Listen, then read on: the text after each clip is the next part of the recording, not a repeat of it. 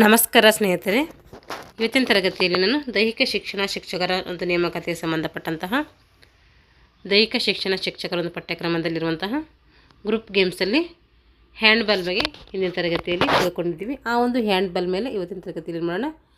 ಮುಖ್ಯವಾದಂಥ ಪ್ರಶ್ನೋತ್ತರಗಳನ್ನು ಬಿಡಿಸ್ತಾ ಹೋಗೋಣ.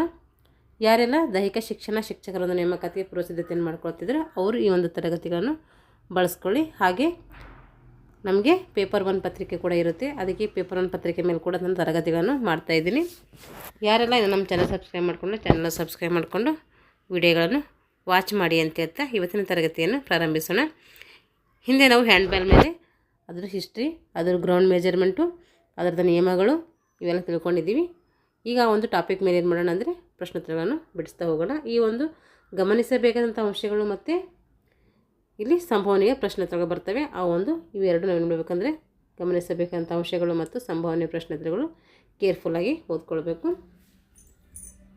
ಏಕೆಂದರೆ ಇದರಲ್ಲಿ ಎಕ್ಸಾಮ್ಗೆ ಬರುವಂತಹ ಸಂಭವನೀಯ ಪ್ರಶ್ನೆಗಳು ಜಾಸ್ತಿ ಆಗಿರ್ತವೆ. ಮೊದಲನೇ ಪ್ರಶ್ನೆ ಬಂದುಬಿಟ್ಟು, ಪ್ರಾಚೀನ ಗ್ರೀಕರು ಹಾಗೂ ರೋಮನ್ನರು ಹ್ಯಾಂಡ್ಬಾಲ್ ಕ್ರೀಡೆಗೆ ಹೋಲುವಂತಹ ಕೆಲವು ಆಟಗಳನ್ನು ಆಡ್ತಾಯಿದ್ರು. ಪ್ರಾಚೀನ ಗ್ರೀಕರು ಏನು ಮಾಡ್ತಾಯಿದ್ದಾರಂತೆ, ಗ್ರೀಕರು ಮತ್ತು ರೋಮನ್ನರು ಇಬ್ಬರು ಸೇರಿಕೊಂಡು ಹ್ಯಾಂಡ್ಬಾಲ್ ಕ್ರೀಡೆಗೆ ಹೋಲುವಂಥ ಇನ್ನೂ ಇತರ ಕ್ರೀಡೆಗಳನ್ನು ಅವರು ಆಡ್ತಾಯಿದ್ರು. ಹ್ಯಾಂಡ್ಬಾಲ್ ಆಟವು ಆಫ್ ವೇ ಲೈನಿಂದ ಏನಾಗ್ತೈತೆ, ಆಫ್ ವೇ ಲೈನ್ ಅಂದರೆ ಮಧ್ಯಗೆರೆ ಅಂತೇಳಿ ಕರಿತೀವಿ. ಆ ಒಂದು ಮಧ್ಯಗೆರೆಯಿಂದ ಏನು ಮಾಡ್ತಾರೆ, ಹ್ಯಾಂಡ್ಬಾಲನ್ನು ಪ್ರಾರಂಭಿಸ್ತಾರೆ. ಹ್ಯಾಂಡ್ಬಾಲ್ ಆಟ ಎಲ್ಲಿ ಹುಟ್ಕೊಳ್ತು ಅಂದರೆ ಡೆನ್ಮಾರ್ಕ್ನಲ್ಲಿ ಹುಟ್ಕೊಂಡಿದೆ. ಇದು 1906ರಲ್ಲಿ ಪ್ರಥಮ ಬಾರಿಗೆ ಹ್ಯಾಂಡ್ಬಾಲ್ ಆಟದ ಲಿಖಿತ ನಿಯಮಗಳನ್ನು ಯಾರು ಬರೆದ್ರು ಅಂತಂದರೆ ಡೇನ್ ಹೋಲ್ಗರ್ ನಿಲ್ಸನ್ ಅವರು ಬರೀತಾರೆ. ಹ್ಯಾಂಡ್ಬಾಲ್ನ ಆಧುನಿಕ ನಿಯಮಗಳನ್ನು ಪ್ರಕಾಶನಗೊಳಿಸಿದವರು ಯಾರಂದರೆ ಕಾರ್ಲ್ ಸ್ಕೆಲಿಂಜ್ ಮತ್ತು ಇರಿಚ್ ಅವರು ಏನು ಮಾಡ್ತಾರೆ, ಹ್ಯಾಂಡ್ಬಾಲ್ನ ಆಧುನಿಕ ನಿಯಮಗಳನ್ನು ಏನು ಮಾಡ್ತಾರೆ ಅಂದರೆ ಅವರು ಪ್ರಚಾರ ಮಾಡ್ತಾರೆ. ನೋಡಿ, ಇದು ಹೆಸರು ಇಲ್ಲಿ ಚೆನ್ನಾಗಿದೆ, ಕಾರ್ಲ್ ಸ್ಕೆಲಿಂಜ್ ಮತ್ತು ಇರಿಚ್ ಕೊನಿಂಗ್ ಅವರು. ಇದು ನಮ್ಮದು 8th ಸ್ಟ್ಯಾಂಡರ್ಡ್ ಟೆಕ್ಸ್ಟ್ ಬುಕ್ಕಲ್ಲಿ ಕೂಡ ಇದೆ, ಗೌರ್ಮೆಂಟ್ ಟೆಕ್ಸ್ಟ್ ಬುಕ್ಕಲ್ಲಿ ಈ ಹೆಸರು. ಪ್ರತಿಯೊಂದು ಗೋಲಿನ ನಂತರ ಗೋಲು ಹೊಡೆಸಿಕೊಂಡಿರುವ ತಂಡದವರಿಂದ ಆಟ ಮರಳಿ ಏನು ಮಾಡಬೇಕು ಮತ್ತು ಥ್ರೋ ಆಫ್ ಮೂಲಕ ಏನು ಮಾಡಬೇಕು, ಆಟ ಮಧ್ಯಗೆರೆಗೆ ಬಂದು ಪ್ರಾರಂಭ ಮಾಡಬೇಕು. ಹ್ಯಾಂಡ್ಬಾಲ್ ಚೆಂಡುಗಳಿಗೆ ಎಷ್ಟು ಪಟ್ಟಿಗಳ ಹೊದಿಕೆ ಇರ್ತೈತೆ ಅಂದರೆ 32 ಪಟ್ಟಿಗಳ ಹೊದಿಕೆ ಇರುತ್ತೆ. ಅದಕ್ಕೆ ಗೋಲ್ ಕಂಬಗಳ ನಡುವಿನ ಗೋಲ್ ಗೆರೆಯ ಅಗಲವು ಎಷ್ಟಿರ್ತೈತೆ ಅಂದರೆ 8 ಸೆಂಟಿಮೀಟರ್ ಇರ್ತೈತೆ. ಹಾಗೆ ಉಳಿದ ಗೆರೆಗಳು ಎಷ್ಟಿರ್ತದೆ ಅಂದರೆ 5 ಸೆಂಟಿಮೀಟರ್ ಇರ್ತೈತೆ. ಪ್ರಾರಂಭದಲ್ಲಿ ಪ್ರತಿ 3 ಮತ್ತು 4 ವರ್ಷಗಳಿಗೊಮ್ಮೆ ಏನು ಮಾಡ್ತಾಯಿದ್ರು, ಪುರುಷರಿಗಾಗಿ ವಿಶ್ವಕಪ್ ಹ್ಯಾಂಡ್ಬಾಲನ್ನು ನಡೆಸ್ತಾಯಿದ್ರು. ಆದರೆ ಈಗ ಏನು ಮಾಡ್ತಾಯಿದ್ದಾರೆ ಅಂದರೆ ಪ್ರತಿ 2 ವರ್ಷಕ್ಕೊಮ್ಮೆ ನಡೆಸ್ತಾ ಇದ್ದಾರೆ. ಈ ಪಂದ್ಯಾವಳಿಗಳನ್ನು ಪುರುಷ ಮತ್ತು ಮಹಿಳೆಯರಿಗೂ ಕೂಡ ಏನು ಮಾಡ್ತಾರೆ, ಸಂಘಟನೆ ಮಾಡ್ತಾರೆ. 1908ರಲ್ಲಿ ಪುರುಷರಿಗೆ ಮಾಡಿದರೆ 1937ರಲ್ಲಿ ಮಹಿಳೆಯರಿಗೂ ಈ ಒಂದು ಗೇಮ್ಸನ್ನು ಆಡಿಸ್ತಾ ಇದ್ದಾರೆ. IHF ವರದಿಯು ಜುಲೈ 2009ರ ಪ್ರಕಾರ 166 ಸದಸ್ಯ ಫೆಡರೇಷನ್ಗಳಿಂದ 7,95,000 ತಂಡಗಳು ಮತ್ತು 19 ಮಿಲಿಯನ್ ಆಟಗಾರರು ಈ ಒಂದು ಗೇಮ್ಸನ್ನು ಆಡ್ತಾಯಿದ್ದಾರೆ ಅಂಥೇಳಿ ಹೇಳಿದ್ದಾರೆ.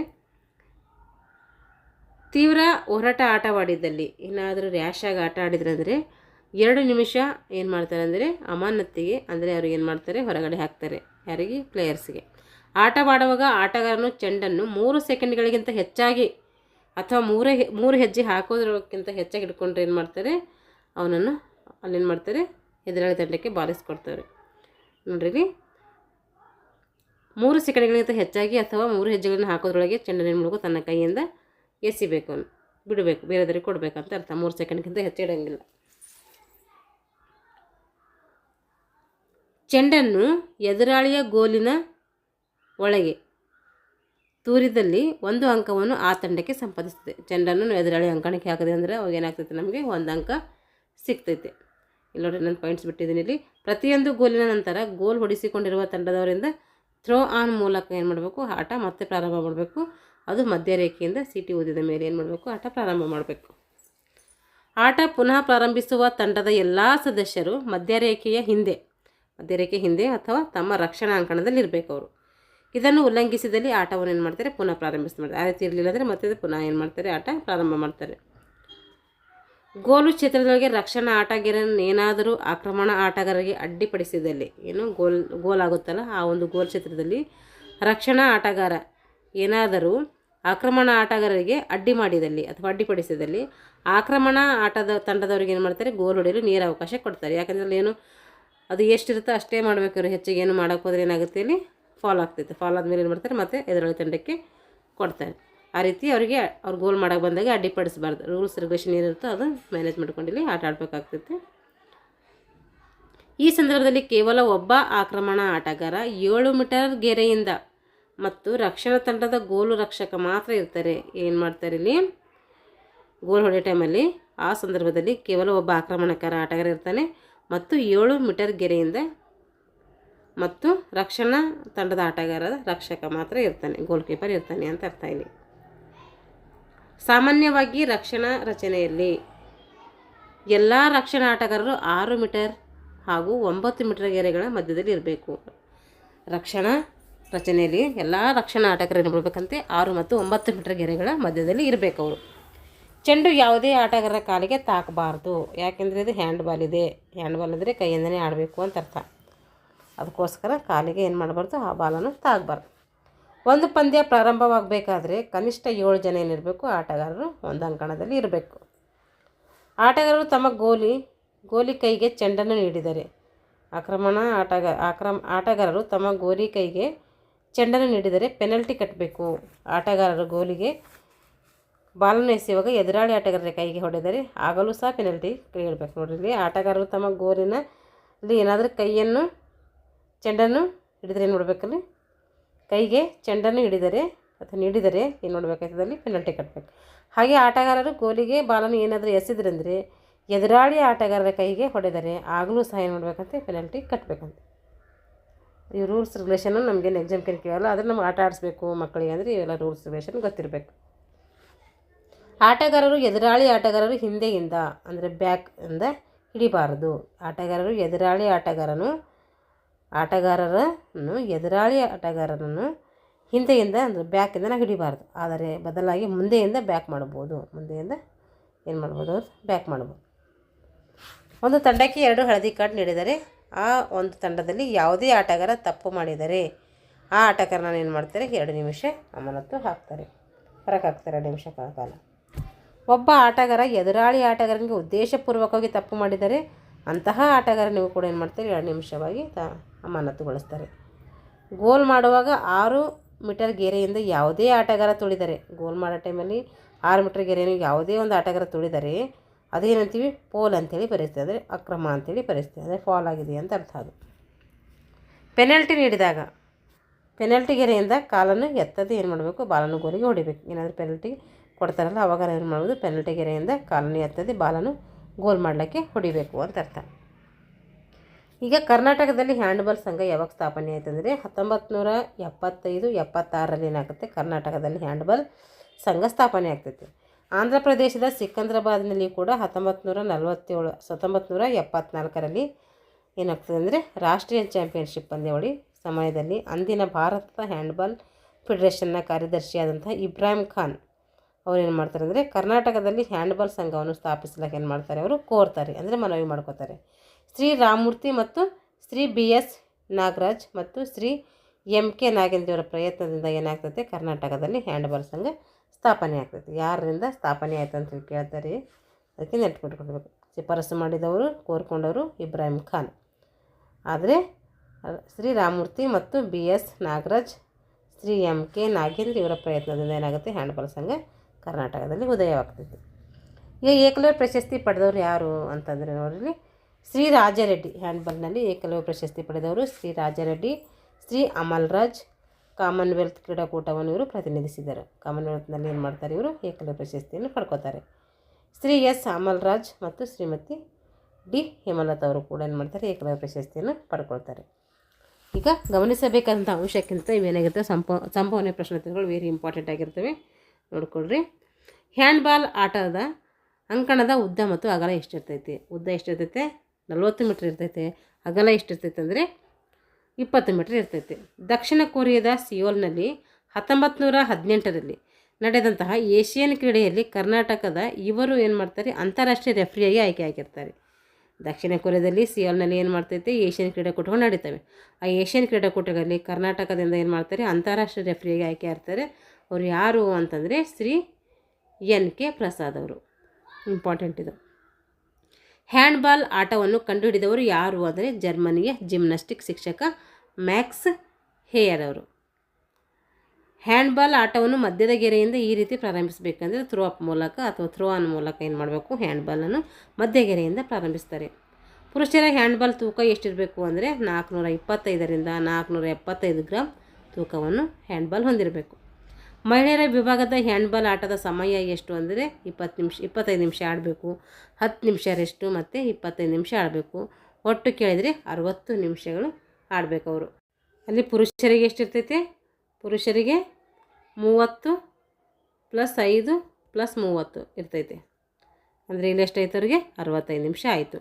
ಹಾಗೆ ಬಾಲಕರಿಗೆ ಎಷ್ಟಿರ್ತೈತೆ, ಬಾಲಕರಿಗೆ 20 + 5 ಇದು 5ರಲ್ಲಿ ಇದು 10 ಇರ್ತದೆ ನೋಡಿರಿ, 10 ಇಟ್ಕೊಳ್ರಿ. ಇದು 10 ನಿಮಿಷ ಎಷ್ಟು ಇರ್ತೈತೆ ಅವರಿಗೆ, ಇಲ್ಲಿ 5 ಇರ್ತೈತೆ. 5 + 20 ಅಂದರೆ 20 ನಿಮಿಷ ಆಡಬೇಕು, 5 ನಿಮಿಷ ರೆಸ್ಟು ಮತ್ತು 20 ನಿಮಿಷ. ಹಾಗೆ ಬಾಲಕಿಯರಿಗೆ ಎಷ್ಟಿರ್ತೈತೆ, 15 ನಿಮಿಷ ಆಡ್ತಾರೆ ಮತ್ತು 5 ನಿಮಿಷ ರೆಸ್ಟು ಮತ್ತು 15 ನಿಮಿಷ ಆಡ್ತಾರೆ. ಇಲ್ಲಿ ನೋಡಿರಿ, ರೆಸ್ಟು ಮಹಿಳೆಯರಿಗೆ ಪುರುಷರಿಗೆ 10 ನಿಮಿಷ ಇದೆ, ಬಾಲಕಿಯರಿಗೆ 5 ನಿಮಿಷ ಇದೆ. ಇದು ಎಲ್ಲರಿಗೆ ಅಂದರೆ ಸಮಯ ಇದು ಏನಿದೆ, ಸಮಯ ಬೇರೆ ಬೇರೆ ಇದೆ. ಇವಾಗ ನೋಡಿರಿ,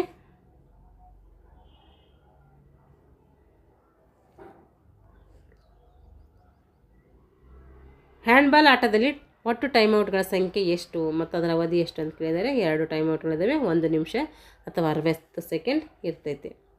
ಹ್ಯಾಂಡ್ಬಾಲ್ ಆಟದ ಗೋಲ್ ಪೋಸ್ಟ್ನ ಎತ್ತರ ಎಷ್ಟಿರ್ತದೆ ಅಂದರೆ 2 ಮೀಟರ್ ಉದ್ದ ಇರ್ತೈತೆ, 3 ಮೀಟರ್ ಅಗಲ ಇರ್ತೈತೆ.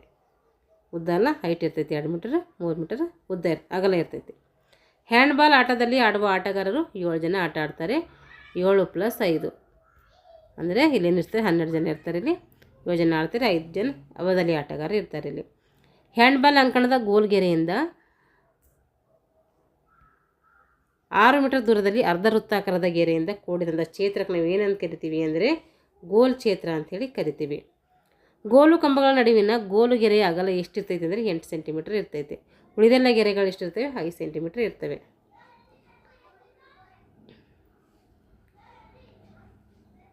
ಹ್ಯಾಂಡ್ಬಾಲ್ ಆಟದ ಆಧುನಿಕ ನಿಯಮಗಳನ್ನು ಪ್ರಕಾಶನಗೊಳಿಸಿದ್ದಾರೆ ಅಂದರೆ ಕಾರ್ಲ್ ಸ್ಕೆಲಿಂಜ್ ಮತ್ತು ಇರಿಚ್ ಕೋನಿಂಗ್ ಅವರು. ಇವರು ಏನು ಮಾಡ್ತಾರೆ, ಆಧುನಿಕ ನಿಯಮಗಳನ್ನು ಪ್ರಕಾಶನಗೊಳಿಸ್ತಾರೆ. ಅಂದರೆ ಆಧುನಿಕ ನಿಯಮಗಳನ್ನು ಇವರು ಕಂಡುಹಿಡಿತಾರೆ. ಒಬ್ಬ ಆಟಗಾರ ಎದುರಾಳಿ ಆಟಗಾರನಿಗೆ ಉದ್ದೇಶಪೂರ್ವಕವಾಗಿ ತಪ್ಪು ಮಾಡಿದರೆ ಅಥವಾ ಅಂತಹ ಆಟಗಾರನ ಏನು ಮಾಡ್ತಾರೆ, 2 ನಿಮಿಷ ತಾತ್ಕಾಲಿಕವಾಗಿ ಅಮಾನತುಗೊಳಿಸ್ತಾರೆ. ವಿಶ್ವಕಪ್ ಹ್ಯಾಂಡ್ಬಾಲ್ ಪಂದ್ಯಗಳಲ್ಲಿ ಎಷ್ಟು ವರ್ಷಗಳಿಗೊಮ್ಮೆ ನಡೀತವೆ ಇವಾಗ ಅಂದರೆ 2 ವರ್ಷಕ್ಕೊಮ್ಮೆ ನಡೀತವೆ. ಮೊದಲು 4 ವರ್ಷಕ್ಕೊಮ್ಮೆ ನಡೀತೀವಿ, ಆಮೇಲೆ 3 ವರ್ಷಕ್ಕೊಮ್ಮೆ, ಆಮೇಲೆ ಇವಾಗ 2 ವರ್ಷಕ್ಕೊಮ್ಮೆ ನಡೀತಾ ಇದ್ದಾವೆ. ಫ್ರೀ ಥ್ರೋ ಗೆರೆಯಿಂದ ಗೋಲ್ ಲೈನ್ಗೆ ಎಷ್ಟು ದೂರ ಇರಬೇಕು ಅಂದರೆ 9 ಮೀಟರ್ ಇರಬೇಕು. ಹ್ಯಾಂಡ್ಬಾಲ್ನಲ್ಲಿ ಚೆಂಡನ್ನು 2 ಕೈನಲ್ಲಿ ಹಿಡಿದ ನಂತರ ಮತ್ತೊಬ್ಬ ಆಟಗಾರನಿಗೆ ಪಾಸ್ ಮಾಡಲು ಗರಿಷ್ಠ ಎಷ್ಟು ಇರ್ತೈತೆ ನಮ್ಮ ಹತ್ರ ಟೈಮ್ ಅಂದರೆ 3 ಸೆಕೆಂಡ್ ಇರ್ತೈತೆ. 3 ಸೆಕೆಂಡ್ ಒಳಗಾಗಿ ಏನು ಮಾಡಬೇಕು, ಇನ್ನೊಬ್ಬರಿಗೆ ಬಾಲ್ ಕೊಟ್ಬಿಡಬೇಕು ಅಥವಾ 3 ಹೆಜ್ಜೆ ಇಟ್ಟುವುದರೊಳಗಾಗಿ ಬಾಲನ್ನು ಕೊಡಬೇಕು. ಹ್ಯಾಂಡ್ಬಾಲ್ನ 2 ತಂಡಗಳ ಅಂಕಗಳು ಸಮ ಆದರೆ ತೀರ್ಪುಗಾರ ಯಾವ ನಿಯಮ ಅನುಸರಿಸ್ತಾನೆ ಅಂದರೆ ಹೆಚ್ಚುವರಿಯಾಗಿ 5 ನಿಮಿಷ ಅನುಸರಿಸ್ತಾನೆ. ಗೋಲ್ ರಕ್ಷಕನ ಗೆರೆಯ ಉದ್ದ ಎಷ್ಟಿರ್ತದೆ ಅಂದರೆ 15 ಸೆಂಟಿಮೀಟರ್ ಇರ್ತೈತೆ. ಪೆನಾಲ್ಟಿ ಗೆರೆಯ ಉದ್ದ ಎಷ್ಟಿರ್ತದೆ ಅಂದರೆ 1 ಮೀಟರ್ ಇರ್ತೈತೆ. ಬದಿಯ ಗೆರೆಯಿಂದ ಗೋಲ್ ಗೆರೆಗೆ ಇರುವಂತಹ ಅಂತರ ಎಷ್ಟಂದರೆ ಅದು 2.45 ಮೀಟರ್ ಇರ್ತೈತೆ. ಗೋಲ್ ಗೆರೆಯಿಂದ ಪೆನಾಲ್ಟಿ ಗೆರೆಗೆ ಇರುವಂತಹ ಅಂತರ ಅಂದರೆ ಅದು 7 ಮೀಟರ್ ಇರ್ತೈತೆ. ಇವೆಲ್ಲ ಮೆಜರ್ಮೆಂಟಲ್ಲಿ ನಾನು ಹೇಳಿದ್ದೀನಿ, ನೀವು ಒಂದ್ಸರಿ ನೋಡ್ಕೊಳ್ರಿ. ಹ್ಯಾಂಡ್ಬಾಲ್ನಲ್ಲಿ ಕಂಬಗಳ ನಡುವಿನ ಅಂತರ ಅದನ್ನು ಕೂಡ 3 ಮೀಟರ್ ಇರ್ತೈತೆ. ಹ್ಯಾಂಡ್ಬಾಲ್ನಲ್ಲಿ ಯಾವಾಗ ಒಲಿಂಪಿಕ್ಸ್ಗೆ ಸೇರಿಸಲಾಯಿತು ಅಂದರೆ ಹ್ಯಾಂಡ್ಬಾಲು 1972ರಲ್ಲಿ ಮ್ಯೂನಿಚ್ ಒಲಿಂಪಿಕ್ಸ್ನಲ್ಲಿ ಸೇರಿಸ್ತಾರೆ.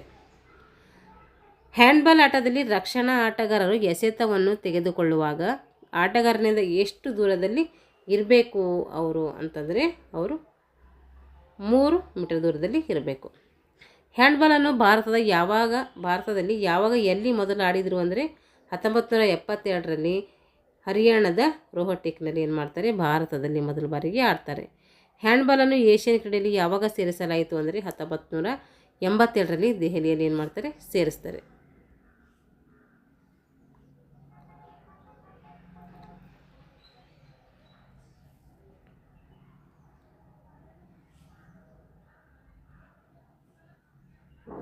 ನೋಡ್ರಿ, ಈಗ ಏಕಕಾಲದಲ್ಲಿ 2 ತಂಡದ ಆಟಗಾರರು ತಪ್ಪು ಮಾಡಿದ್ದಾರೆ. ಯಾರು ಹ್ಯಾಂಡ್ಬಾಲನ್ನು ಎಸೆತಾರೆ ಅಂದರೆ ಅಧಿಕಾರಿ ಎಸೆತಾರೆ. ಯಾಕಂದರೆ 2 ತಂಡಗಳು ತಪ್ಪು ಮಾಡಿದ್ದಾವೆ. ಅವಾಗ ಒಬ್ಬರು ತಪ್ಪು ಮಾಡಿದರೆ ಇನ್ನು ಎದುರು ತಂಡಕ್ಕೆ ಕೊಡ್ಬೋದಾಗಿತ್ತು. ಆದರೆ ಇಬ್ಬರು ತಪ್ಪು ಮಾಡಿದಾಗ ಅಧಿಕಾರಿಗಳನ್ನು ಏನು ಮಾಡ್ತಾರೆ, ಎಸೆತಾರೆ. ಪುರುಷರ ಹ್ಯಾಂಡ್ಬಾಲನ್ನು 33ನೇ ಸೌತ್ ಝೋನ್ ಚಾಂಪಿಯನ್ಶಿಪ್ನಲ್ಲಿ ಕರ್ನಾಟಕದ ತಂಡ ಪ್ರಥಮ ಸ್ಥಾನ ಪಡೆಯಿತು. ಎಷ್ಟರಲ್ಲಿ ಅಂತಂದರೆ 2012ರಲ್ಲಿ ಪಡೀತದೆ. ಎಲ್ಲಂದರೆ ತಮಿಳುನಾಡಿನ ಈರೋಡ್ನಲ್ಲಿ ನಡೀತದೆ. 11ನೇ ಅತಿ ಕಿರಿಯರ ರಾಷ್ಟ್ರೀಯ ಚಾಂಪಿಯನ್ಶಿಪ್ 2010ರಲ್ಲಿ ನಡೆದಂತಹ ಪಂದ್ಯದಲ್ಲಿ ಕರ್ನಾಟಕದ ಕಿರಿಯರ ಬಾಲಕಿಯರ ತಂಡ ದ್ವಿತೀಯ ಸ್ಥಾನ ಪಡೆಯಿತು. ಹಾಗೆ ಎಲ್ಲಿ ಅಂತಂದರೆ ಅದು ಚೀನಾದಲ್ಲಿ ನಡೀತೈತೆ. ಎಲ್ಲಿ ಅದು ಚೀನಾದಲ್ಲಿ ನಡೀತೈತೆ. ಒಟ್ಟು ಸೌತ್ ಝೋನಲ್ಲಿ 17 ಬಾರಿ ಏನು ಮಾಡಿರ್ತೈತೆ, ಜಯವನ್ನು ಗಳಿಸಿರ್ತೈತೆ ಕರ್ನಾಟಕ. ಪುರುಷರ ವಿಭಾಗದ ಹ್ಯಾಂಡ್ಬಾಲನ್ನು 32ನೇ ಸೌತ್ ಝೋನ್ ಚಾಂಪಿಯನ್ಶಿಪ್ನಲ್ಲಿ ಕರ್ನಾಟಕ ತಂಡ ಏನು ಮಾಡಿತು, ಪ್ರಥಮ ಸ್ಥಾನ ಪಡೆಯಿತು. ಆ ಪಂದ್ಯಗಳು ಎಲ್ಲಿ ಮತ್ತು ಯಾವಾಗ ನಡೀತು ಅಂದರೆ ಮೈಸೂರಿನಲ್ಲಿ ನಡೀತೈತೆ. 2011ರಲ್ಲಿ ಏನು ಮಾಡ್ತು, ಪುರುಷರ ವಿಭಾಗದ ಹ್ಯಾಂಡ್ಬಾಲ್ 32ನೇ ಸೌತ್ ಝೋನ್ ಚಾಂಪಿಯನ್ಶಿಪ್ ಏನು ಮಾಡ್ತದೆ, ಕರ್ನಾಟಕ ತಂಡ ಏನು ಮಾಡ್ತೈತೆ, ಪ್ರಥಮ ಸ್ಥಾನ ಪಡ್ಕೊಳ್ಳುತ್ತೆ. ಆ ಪಂದ್ಯ ಎಲ್ಲಿ ನಡೀತು ಅಂದರೆ ಮೈಸೂರಲ್ಲಿ ನಡೀತೈತೆ. ಎಷ್ಟರಲ್ಲಿ ಅಂತ ಕೇಳಿದ್ರೆ 2011ರಲ್ಲಿ. ಕರ್ನಾಟಕದಲ್ಲಿ ಹ್ಯಾಂಡ್ಬಾಲ್ ಸಂಘ ಯಾವಾಗ ಸ್ಥಾಪನೆ ಆಯಿತು ಅಂದರೆ 1975 ಮತ್ತು 76ರಲ್ಲಿ. 2012ನೇ ಅಂತರ್ವಲಯ ಮಹಿಳೆಯರ ಚಾಂಪಿಯನ್ಶಿಪ್ ನಡೆದಂಥ ಸ್ಥಳ ಕೇಳಿದರೆ ಅದು ಪಾಂಡಿಚೇರಿ.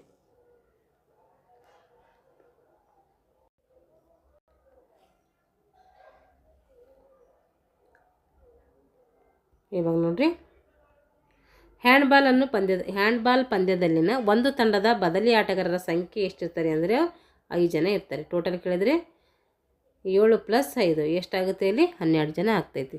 7 ಜನ ಆಟ ಆಡ್ತಾರೆ, 5 ಜನ ಎಕ್ಸ್ಟ್ರಾ ಪ್ಲೇಯರ್ಸ್ ಇರ್ತಾರೆ. ಎಕ್ಸ್ಟ್ರಾ ಪ್ಲೇಯರ್ಸ್ ಇರಬಾರ್ದವ್ರಿಗೆ ಬದಲಿ ಆಟಗಾರ ಅಂತೇಳಿ ಕರಿಬೇಕು. ಹ್ಯಾಂಡ್ಬಾಲ್ ಆಟದಲ್ಲಿ ಎದುರಾಳಿ ತಂಡಕ್ಕೆ ನೀಡುವಂಥ ಅವಕಾಶ ಯಾವುದಂದರೆ ಫ್ರೀ ಥ್ರೋ. ಹ್ಯಾಂಡ್ಬಾಲ್ ಆಟದಲ್ಲಿ ಆಟಗಾರ ಡ್ರಿಬ್ಲಿಂಗ್ ನಿಲ್ಲಿಸಿ ನಂತರ ಚೆಂಡನ್ನು ಮತ್ತೊಬ್ಬ ಆಟಗಾರರಿಗೆ ಕೊಡುವುದಾದರೆ ಎಷ್ಟು ಹೆಜ್ಜೆಯೊಳಗೆ ಕೊಡಬೇಕು ಅಂದರೆ 3 ಹೆಜ್ಜೆಗಳಿಗಿಂತ ಹೆಚ್ಚು ಹೆಜ್ಜೆಗಳನ್ನು ಹಾಕುವಂತಿಲ್ಲ. ಅವನು 3 ಹೆಜ್ಜೆ ಇರೋದ್ರೊಳಗಾಗಿ ಏನು ಮಾಡಬೇಕು, ಕೊಡಬೇಕು, ಅಥವಾ 3 ಸೆಕೆಂಡ್ ಒಳಗಾಗಿ ಕೊಡಬೇಕು. ಇಷ್ಟೇನಾಯಿತು ಹ್ಯಾಂಡ್ಬಾಲ್ಗೆ ಸಂಬಂಧಪಟ್ಟಂಥ ಪ್ರಶ್ನೋತ್ತರಗಳಾದವು. ಮುಂದಿನ ತರಗತಿಯಲ್ಲಿ ಏನು ಮಾಡೋಣ ಅಂದರೆ ಮುಂದಿನ ಗೇಮ್ಸ್ಗಳ ಕುರಿತು ತರಗತಿಯನ್ನು ಮಾಡೋಣ. ಇದು ಆ ಥರ ಟೆಕ್ಸ್ಟ್ ಬುಕ್ಕು. ಅದಕ್ಕೋಸ್ಕರ ನೀವೇನು ಮಾಡಿ ಅಂದರೆ ಗೌರ್ಮೆಂಟ್ ಟೆಕ್ಸ್ಟ್ ಬುಕ್ಕು ನಾನು ಮಾಡಿ ಹಾಕಿದ್ದೀನಿ. ಗೌರ್ಮೆಂಟ್ ಟೆಕ್ಸ್ಟ್ ಬುಕ್ಕದು ನೋಡಿಕೊಂಡು ಆಮೇಲೆ ಆ ಥರ ಟೆಕ್ಸ್ಟ್ ಬುಕ್ ನೋಡ್ಕೊಳ್ರಿ. ಯಾಕಂದರೆ ಇಲ್ಲಿಂದು ಮಾಹಿತಿ ಸ್ವಲ್ಪ ಬೇರೆ ಆಗಿರ್ತೈತಿ. ಅದಕ್ಕೋಸ್ಕರ 2 ಕಂಬೈನ್ ಮಾಡಿ ಹೇಳ್ತಾ ಇದ್ದೀನಿ. ನಾನು ಕಂಬೈನ್ ಮಾಡಂತಲ್ಲ, ಅದ್ರದ್ದು ಪಾಡಿಗೆ ಹೇಳ್ತಾ ಇದ್ದೀನಿ, ಇದ್ರದ್ದು ಹೇಳ್ತಾ ಇದ್ದೀನಿ. ಅದಕ್ಕೆ ನೀವು 2 ಕೂಡ ನೋಟ್ಸ್ ಮಾಡ್ಕೊಳ್ರಿ. ಯಾರೆಲ್ಲ ದೈಹಿಕ ಶಿಕ್ಷಣ ಶಿಕ್ಷಕರ ನೇಮಕಾತಿಗೆ ಪೂರ್ವಸಿದ್ಧತೆಯನ್ನು ಮಾಡ್ಕೊಳ್ತಿದ್ರು ಅವರು ಈ ಒಂದು ತರಗತಿಗಳನ್ನು ಬಳಸ್ಕೊಳ್ಳಿ ಅಂತ ಹೇಳ್ತಾ ಇಲ್ಲಿಗೆ ತರಗತಿಯನ್ನು ಮುಗಿಸ್ತಾ ಇದ್ದೀನಿ. Thanks for watching all.